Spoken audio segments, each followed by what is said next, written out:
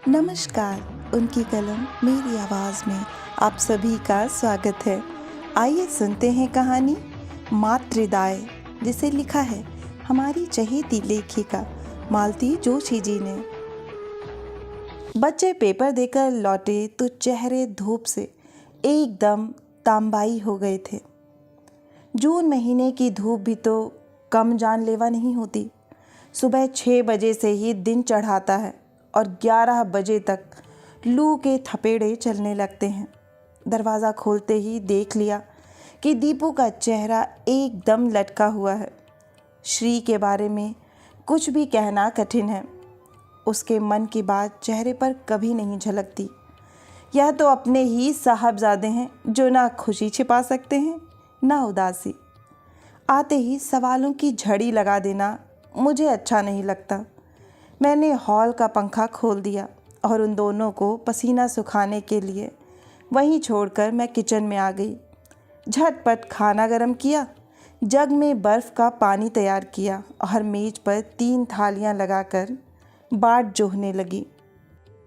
मुझे ज़्यादा प्रतीक्षा नहीं करनी पड़ी। हाथ मुँह धोकर दोनों तुरंत ही मेज पर आ गए। थाली की ओर देखते ही दीपू की आंखें चमक उठीं। भरवा टिंडे, वाह, मज़ा आ गया। दीपू की यही खासियत है।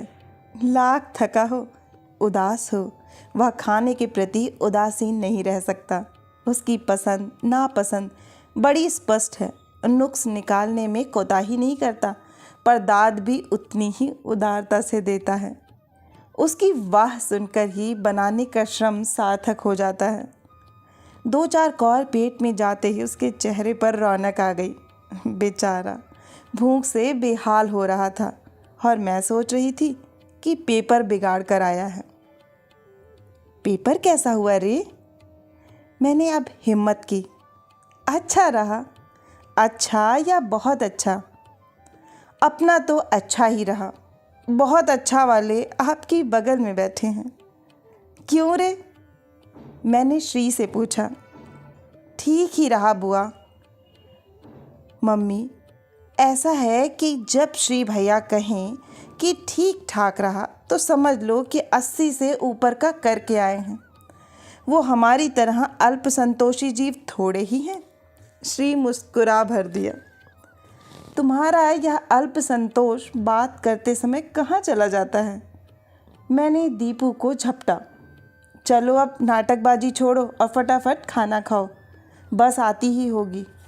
खाना खाकर दीपू ने अखबार उठाया और बिस्तर में जाकर धंस गया। थोड़ी ही देर में उसकी नाक बजने लगी। श्री लेकिन मेरे पास ही बना रहा। मेज़ साफ़ करने में, खाना रखवाने में, फ्रिज की बोतलें भरने में मेरी मदद करता रहा। मैंने लाख कहा कि मेरी रोज़ की आदत है, पर वह नहीं माना। किचन समेट कर निकली ही थी कि मेहरी आ गई। फिर उसके साथ लगी रही।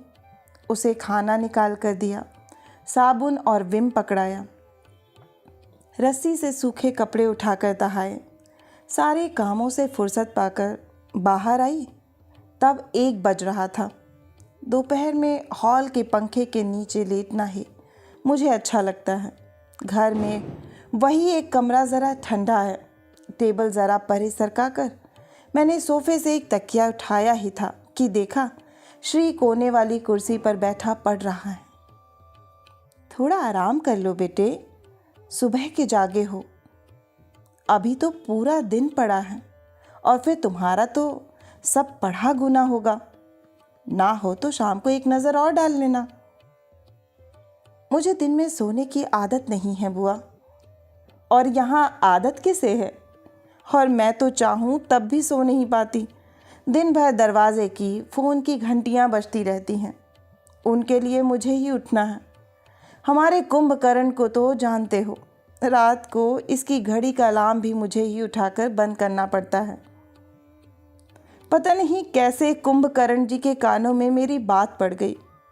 कच्ची नींद में अलसाए से बाहर आए और मेरी गोद में पसर गए, जैसे बड़ी देर से यही प्रतीक्षा हो कि कब मम्मी का काम खत्म हो और कब वह बाहर आए।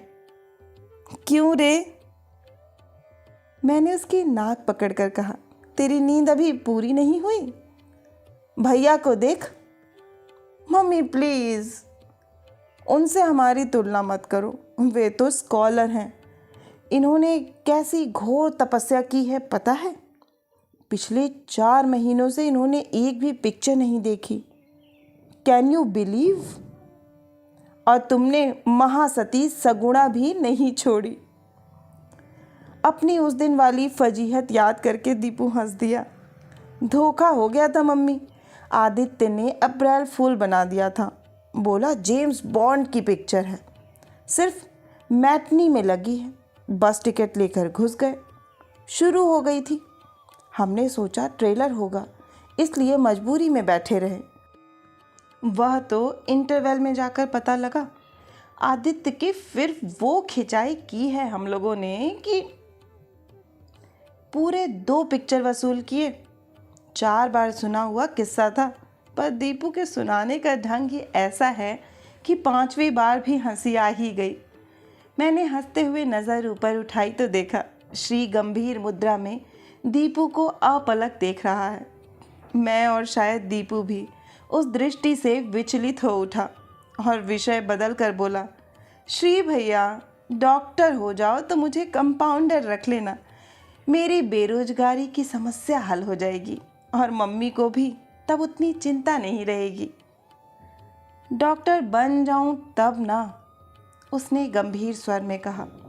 डॉक्टर तो तुम बने बनाए हो, बोर्ड का रिजल्ट 0% लग जाए तो बात दूसरी है। अरे यह पीएमटी परीक्षा तो हम जैसे कंकड़ पत्थर बीनने वालों के लिए है, तुम इससे खौफ क्यों खा रहे हो?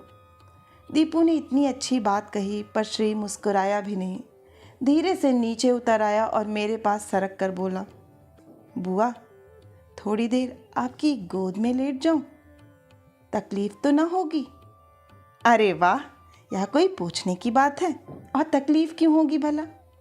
बल्कि मुझे तो अच्छा लगता है। वह मेरी गोद में लेट गया। दीपू की तरह लद्द से नहीं, बहुत हौले से उसने अपना सिर टिकाया था। मैं दोनों के सिर पर हाथ फेरने लगी। कहा, याद है बचपन में तुम दोनों गोद में सोने के लिए कितना झगड़ते थे? रात में भी चैन नहीं लेने देते थे। दोनों की जिद होती कि मैं उसकी तरफ मुंह करके सोऊं। जिसकी तरफ पीठ हो जाती थी वही मचल जाता था।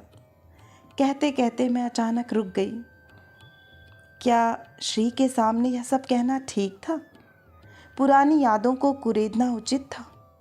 वह तो शायद कब से सारा प्रसंग भूल चुका होगा। अपने को बेतरह कोसते हुए मैं उसके बालों में गालों पर हाथ फेरती रही। मैंने पाया कि उसकी आंखों की कोर गीली हो आई है। उसके वे यत्न से रुके हुए आंसू मुझे भीतर तक हिला गए। तो क्या उसे सब कुछ याद आ रहा है? पर वह कैसे संभव है? माँ की मृत्यु के समय केवल 4 महीने का तो था। 8-9 महीने का था जब मैं उसे यहाँ ले आई थी। सुनंदा उसकी नई माँ उसे वापस ले गई थी, तब भी वह केवल 3-3.5 वर्ष का था। उतना सा बच्चा क्या कुछ याद रख पाता है? फिर वे आंसू शायद मेरा ममता में स्पर्श पाकर अनायास निकल आए होंगे। उनके पीछे कोई भूमिका, कोई इतिहास नहीं है। 10-15 मिनट के बाद वह खुद ही उठ बैठा। क्यों रे, सो लिया?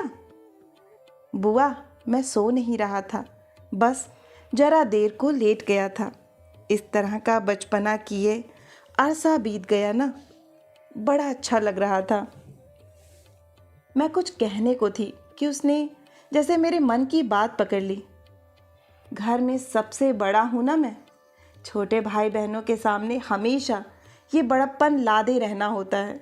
और फिर माँ के पास इतना समय कहाँ होता है कि फुर्सत में बच्चों के पास बैठ लें।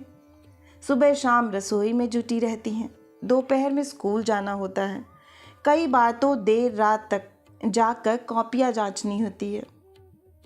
मैंने अचरज से भरकर उसकी ओर देखा। कैसे जान गया कि उसकी माँ को उलाहना देने जा रही हूँ। कितनी चतुराई से सारी बात ढांप गया। कहाँ से सीखी है उसने ये चतुराई, ये समझदारी, ये सहनशीलता। इसका शतांश भी अगर भाभी के पास होता तो भैया का जीवन आज कुछ दूसरी तरह का होता। काश सारी शाम मन में यही सब उमड़ घुमड़ होता रहा। पिछली सारी स्मृतियां जाग उठी और जी अकारण उदास हो गया। उस साल मैंने बीए किया था। मैंने सोच लिया था कि अब आगे नहीं पढ़ूंगी, नौकरी करके भैया का हाथ बटाऊंगी। नाते रिश्तेदार अम्मा को सलाह दे रहे थे कि इस छोकरी के जल्दी से जल्दी हाथ पीले करो, यह बोझ कब तक लादे रहोगी। उन दिनों बाबूजी को गुजरे 2 साल बीत चुके थे, परंतु घर में अभी जैसे मातम सा छाया हुआ था। मेरी शादी की जब भी बात उठती अम्मा तड़प जाती। एक ही तो बिटिया है मेरी, उसे भी विदा करके मैं क्या दीवालों से सर फोड़ लूं? मेरे सुख दुख की यही तो साथी है। नहीं, पहले मैं अपने शैल का ब्याह करूंगी, घर में बहू लाऊंगी। एक बार मेरे घर में रौनक हो जाए, फिर बिटिया को चाहे दूसरे ही दिन ब्याह देना। बहुत जिद की अम्मा ने, तब जाकर भैया शादी के लिए राजी हुए। बहुत शौक से ब्याह किया था अम्मा ने। उस समय वे अपना सब दुख भूल गई थीं। उन्होंने एक बार भी आंसू नहीं टपकाया। हम सबको भी सख्त हिदायत की कि खबरदार, रो गाकर कोई असुगुन नहीं करेगा। बाप की याद आए तो चुपचाप अकेले में रो लेना, किसी के सामने तमाशा करने की ज़रूरत नहीं है। अम्मा की हिम्मत देखकर हम सब ने अपने आंसू सोख लिए थे, पर वे सब बाद में काम आए। भाभी ने घर में आते ही विद्रोह का झंडा गाड़ दिया। हम लोगों का परिवार बड़ा था, 2 पढ़ने वाले भाई, एक ब्याहने लायक मैं और बूढ़ी और बीमार अम्मा। भैया अकेले कमाने वाले थे। यूँ तो अम्मा की थोड़ी सी पेंशन थी, घर का मकान था, फिर भी भैया भाभी को यह सब नहीं दे सके जिसकी एक नई नवेली बहू को अपेक्षा थी। भाभी की यही हताशा उनके मन में कड़वाहट घोल गई। अम्मा से उनकी एक दिन नहीं पटी, भाइयों से भी पहले ही दिन से ठन गई। मुझसे लड़ाई तो नहीं हुई, पर कभी खास प्रेम भी नहीं रहा। कुल मिलाकर घर का वातावरण और मनहूस बन गया। पहले हम लोगों का एक साझा दुख था, बाबूजी का दुख। अब तो घर स्पष्टतः 2 खेमों में बंट गया था। सबकी अपनी अपनी व्यथा कथा थी। भैया बेचारे त्रिशंकु से बन गए। बनती कोशिश हम उन तक कोई बात नहीं जाने देते, पर किसी किसी दिन भाभी की जली कटी बातें गले तक आ जाती और अम्मा उफन पड़ती। भैया तब फट पड़ते, तुम्हें ही शौक चढ़ा था बहू का, अब भुगतो। भाई लोग तो दिन भर बाहर निकल देते हैं, केवल खाने और सोने भर को घर में आते, पर मुझे तो घर में ही रहना था, सब कुछ सहना था। कभी कभी सब कुछ बर्दाश्त से बाहर हो जाता, कई बार तो आत्महत्या करने का मन हुआ था। अम्मा सब कुछ समझ रही थी। एक दिन बोल ही पड़ी, शैल, हमारा तो जैसा होगा होता रहेगा, पर इस लड़की को तो देख, घर में पड़ी पड़ी सूखती जा रही है। जैसा भी मिले एक लड़का ढूंढ कर ला और इसे विदा कर। इसे देख देख कर मेरा खून जला जा रहा है। लड़का चाहे जैसे ढूंढो, हिंदुस्तानी लड़की की शादी पैसों की बर्बादी ही होती है। भैया और कर्ज में डूब गए, अम्मा और अकेली पड़ गईं, भाभी और अधिक खूंखार हो उठी। उन दिनों उनका पांव भारी था। हम लोगों को आशा बंधी कि बच्चे का जन्म उन्हें कोमलता से भर देगा, पर वो तो जैसे ही और असहिष्णु हो उठी। अम्मा के लिए पता नहीं कैसी कैसी शंकाएं उन्होंने पाल ली। अनेक टोनों टोटकों का आरोप वे अम्मा पर लगाने लगी। हार कर भैया उन्हें उनके पीहर छोड़ आए। श्री का जन्म वहीं अपनी ननिहाल में हुआ। ढेर सारी सौगात लेकर अम्मा और भैया बच्चे को देखने बरेली गए और उतने ही अपमानित होकर लौटे। फिर किसी ने उधर का रुख नहीं किया।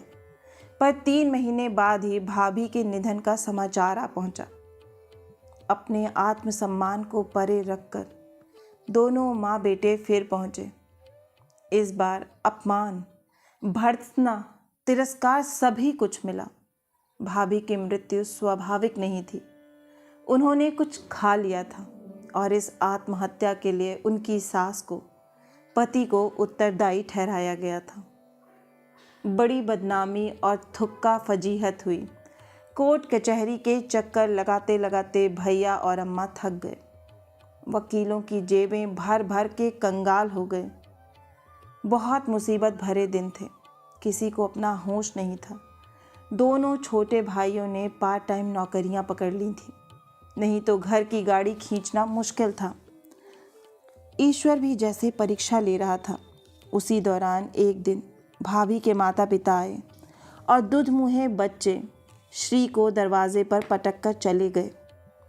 जाते जाते कह गए कि सांप के बच्चे को दूध पिलाएं, ऐसे बेवकूफ़ हम नहीं हैं। यहाँ भी उनके स्वागत के लिए कोई आतुर नहीं था। यह सब घटना उन दिनों की है जब दीपू होने को था। मैं उन लोगों के पास नहीं जा पाई थी। पत्रों से ही जो कुछ पता चलता था उसे पढ़कर रो लेती थी। दीपू 3 महीने का होते ही मैं जिद करके अम्मा के पास आ गई। अपनी आँखों से सब कुछ देखा, सुना। उन लोगों को उस समय मेरे सहारे की बहुत ज़रूरत थी, पर अपना घर बार छोड़कर मैं वहाँ कब तक पड़ी रहती। फिर उनके कसाले के दिन थे। अपना अतिरिक्त भार भी उन पर डालते अच्छा नहीं लगता था। मैं अपने घर लौट आई, साथ में श्री को भी लेती आई। दीपू के पिता ने भी ऐतराज़ नहीं किया और दोनों मेरे यहाँ जुड़वा बच्चे की तरह पलते रहे। उन दिनों घर बेतरह बिखर गया था।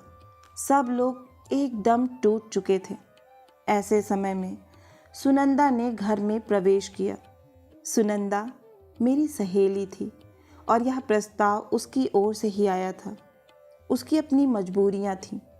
वे 4 बहनें थीं और 27 साल की उम्र में भी वह बड़ी 2 बहनों को ब्याहने की प्रतीक्षा में थी।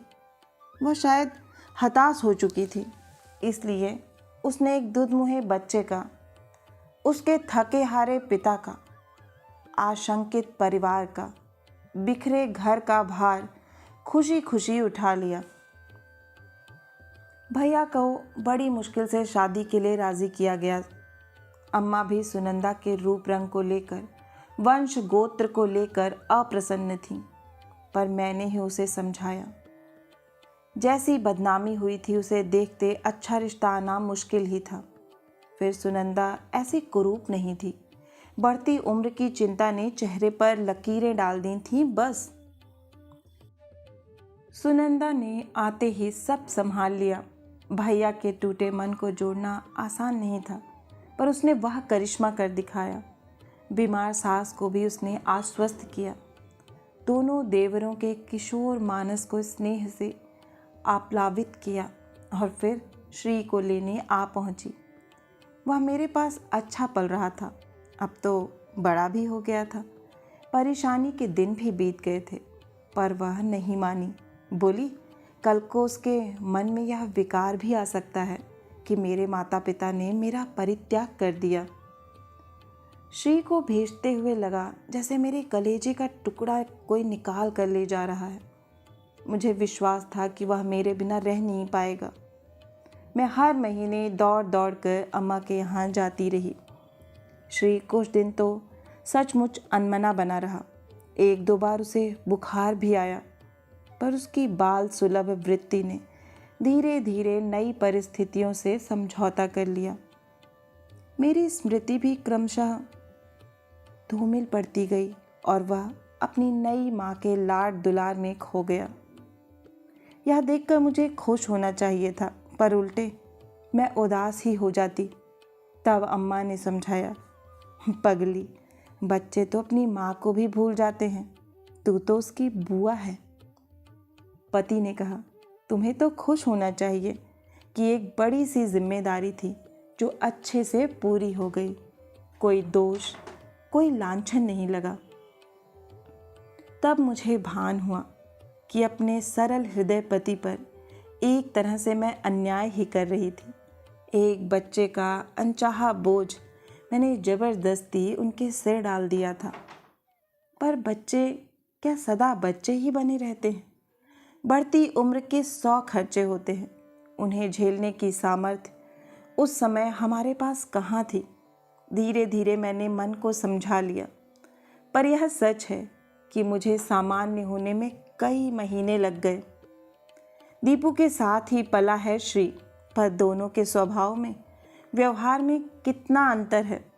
मुश्किल से 4-5 महीने बड़ा होगा श्री, पर कितना गंभीर, कितना समझदार है। सुनंदा ने सचमुच बड़ी मेहनत की है उसे बनाने में। उसने भी पूरा प्रतिदान दिया है। शिशु कक्षाओं से लेकर अब तक क्लास में हमेशा फर्स्ट आता रहा है। हायर सेकेंडरी में तो मेरिट लिस्ट में भी था।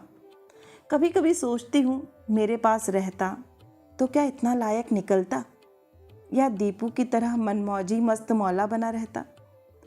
एक ही लड़का है, इसलिए हम दोनों ने अपनी सारी आशा आकांक्षाएं उस पर केंद्रित कर रखी हैं। और वह है कि किसी बात को गंभीरता से लेता ही नहीं। रात को सोते समय सारे दरवाजे बंद करते हुए देखा कि छत का दरवाज़ा खुला हुआ है। बच्चों की परीक्षाओं के कारण इस साल छत पर सोना एक तरह से स्थगित ही रहा है।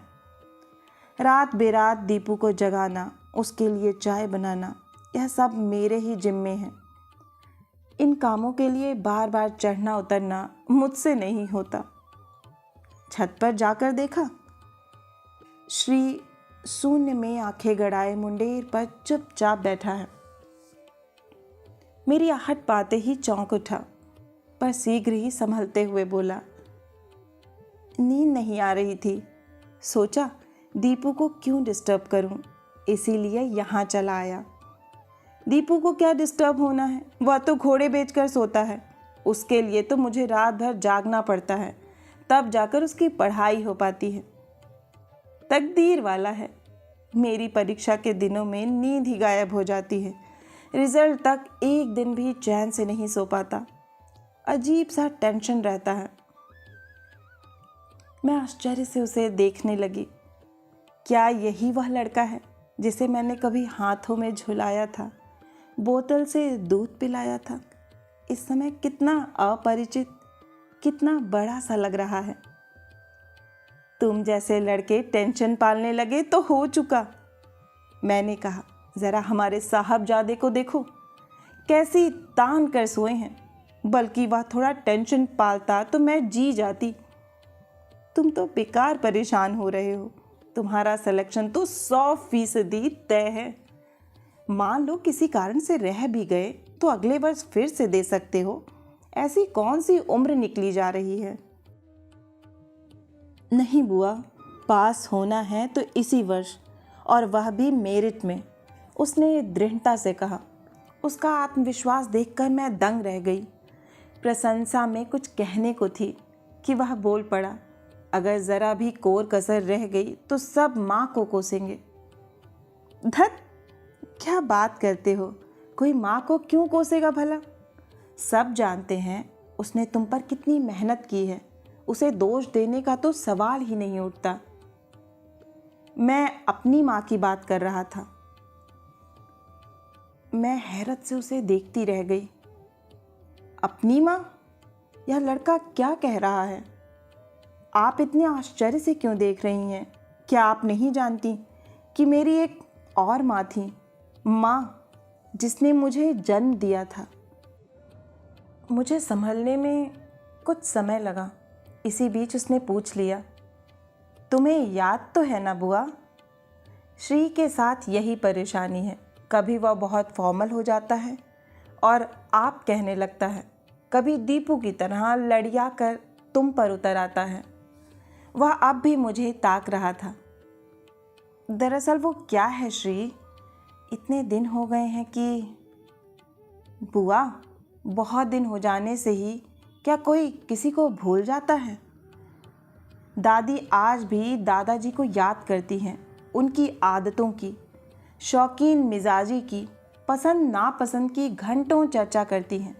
तीज त्योहार पर आज भी उनकी आंखें गीली हो जाती हैं। बड़ी धूमधाम से उनका श्राद्ध होता है, पर मेरी माँ को तो सबने मिलकर जैसे विस्मृति के गर्त में ढकेल दिया है। वह एक वर्जित विषय है जिस पर कभी कोई चर्चा नहीं होती, कोई उनका नाम नहीं लेता। घर में उनकी एक फ़ोटो तक नहीं है कि मैं जान सकूं कि मेरी माँ कैसी थी। किसी बच्चे को उसकी माँ से इस तरह काट देना अन्याय नहीं है क्या? कोई अन्याय नहीं है बेटा। इन सब बातों के पीछे एक साफ सुथरा उद्देश्य है, और वह यह कि तुम्हें यह कभी एहसास ना हो कि तुम्हारी माँ नहीं है, वह मर चुकी है। यह एहसास बच्चों में कभी कभी हीन बोध पैदा कर देता है। साफ सुथरा उद्देश्य जो भी रहा हो, पर वह कभी पूरा नहीं हुआ। बुआ, मुझे तो बचपन में हर बार याद दिलाया गया कि मैं एक नालायक माँ का बेटा हूँ। क्या कह रहा है? सच ही कह रहा हूँ। बचपन में जब भी किसी चीज़ के लिए जिद करता, किसी से लड़ कर आता या घर में कोई नुकसान कर बैठता, तो दादी झट से कह बैठती, जैसा पेड़ होगा वैसा ही फल तो मिलेगा। अब बबूल में आम तो फलने से रहे। अब तुम ही सोच लो, ये बातें मुझ में कौन सा बोझ जगाती होंगी। सच, अम्मा पर इतना रोष हो आया। दिवंगत कर्कशा बहू का बदला कोई इस तरह बच्चे से लेता है। तभी तो बेचारा इतनी सी उम्र में इतना गंभीर हो गया है। हम लोगों ने हमेशा अम्मा के दुख को बड़ा करके देखा है। उस दुख ने उनके स्वभाव को कितना विकृत कर दिया है, इसकी ओर कभी ध्यान ही नहीं गया। सुनंदा ने कई बार मुझसे शिकायत की है, कहा है कि दिन भर खट कर मैं जितना कुछ करती हूँ, अम्मा जी पल भर में मिट्टी कर देती हैं। तब उसकी बात का अर्थ समझ नहीं पाई थी। वह अब मेरी समझ में आ रहा था, पर श्री को क्या कहकर सांत्वना दूं, यह अब भी समझ से परे था। बुआ, दादी की बात पर कभी कभी मैं इतना सुलग उठता था, मन होता था घर छोड़कर भाग जाऊं। जिस घर में जन्मदायिनी माँ निरंतर तिरस्कृत होती हैं, वहाँ रहना भी पाप है। पर भागकर जाता भी तो कहाँ। इतनी बड़ी दुनिया में इतने से बच्चे का वजूद ही क्या है। ननिहाल जा सकता तो शायद थोड़ी राहत मिलती। माँ को मैं नए सिरे से जान सकता, पर उन लोगों से तो आप सबने संबंध तोड़ लिए हैं। संबंध हमने नहीं तोड़े श्री, पहल उन्होंने ही की थी। हमारा कसूर सिर्फ इतना ही है कि हमने दोबारा जोड़ने की कोशिश नहीं की। तिरस्कार और अपमान का एक लंबा किस्सा है वह, जानकर तुम्हें दुख ही होगा। बस इतना ही कहूँगी कि दादी की बातों का बुरा नहीं माना करते। बुढ़ापे में दिमाग ऐसा ही गड़बड़ हो जाया करता है। दादी की बात जाने दो, वे बूढ़ी हो गई हैं, पर पापा तो बूढ़े नहीं हैं। वे भी माँ के नाम से बचते क्यों हैं? कभी भूले से भी चर्चा नहीं करते। माना कि माँ आदर्श बहू या भाभी नहीं थी, शायद आदर्श पत्नी भी नहीं थी, पर 2 साल तक वे पापा की जीवन संगिनी रहीं। उन दिनों की एकाध मधुर स्मृति तो होगी, क्या उसे भी वे मेरे साथ शेयर नहीं कर सकते? श्री के स्वर की तरल कातरता मुझे भी आलोड़ित कर गई। पुराना कितना कुछ एकदम याद आ गया। मैंने कहा, श्री बेटे, उन दिनों जो कुछ हुआ वह इतना भयानक और दर्दनाक था कि अगली पिछली सारी स्मृतियों को धुंधला कर गया। यह तो हम लोगों का सौभाग्य था कि मृत्यु के समय भाभी पीहर में थी, नहीं तो भैया का जेल जाना सुनिश्चित था। उन लोगों ने कोई कसर नहीं छोड़ी थी। इतने बड़े हादसे के बाद भैया के मन में सिर्फ कड़वाहट बच रही थी। उसे तुम पर नहीं उड़ेलते, यही क्या कम है। वो तो जीवट वाले इंसान हैं, इसलिए अडिग खड़े रहे। शायद अम्मा का तुम्हारा ख्याल उन्हें साबुत बचाए रहा। दूसरा कोई होता तो भर भरा कर ढह ही जाता, पर भीतर से भैया एकदम टूट चुके थे। सुनंदा के सचमुच हम सब पर एहसान है। उसने भैया को नया जीवन दिया, परिस्थितियों से लड़ने का हौसला दिया। उसी ने तुम्हें आदमी बनाया। सुनंदा की जगह कोई गलत लड़की आ जाती तो फिर से वही नाटक दोहराया जाता। लगा जैसे श्री मुझे चिढ़ा रहा है। मैंने तड़प कर कहा, श्री, सुनंदा ने, तुम्हारी माँ ने तुम्हारे लिए जो कुछ किया उसे तुम नकार तो नहीं सकते। मैं कब नकार रहा हूँ, पर यह तो अन्याय है ना। क्या? मुझ में जो अच्छा है उसका श्रेय तो एक को जाता है, फिर बुराइयों के लिए किसी दूसरे को क्यों कोसा जाता है? यह दोहरा मापदंड क्यों? बात तो लड़का ठीक ही कह रहा था। मुझ में कुछ तो जन्मजात प्रतिभा होगी। सब कुछ तो आप ऊपर से थोप नहीं सकते, पर कोई उसे स्वीकारता क्यों नहीं? माँ की कोख से मैं क्या केवल अवगुण लेकर ही जन्मा हूँ?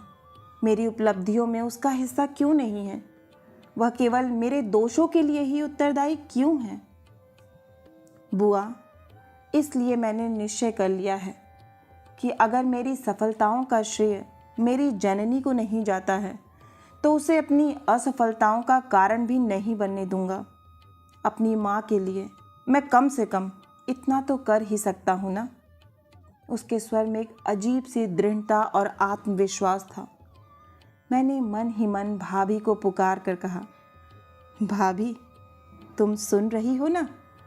तुमने तो बेटे के प्रति कोई कर्तव्य नहीं निभाया, उसे अनाथ करके चली गई, पर वह तुम्हारा ऋण बराबर चुका रहा है, बेटे का फर्ज अदा कर रहा है।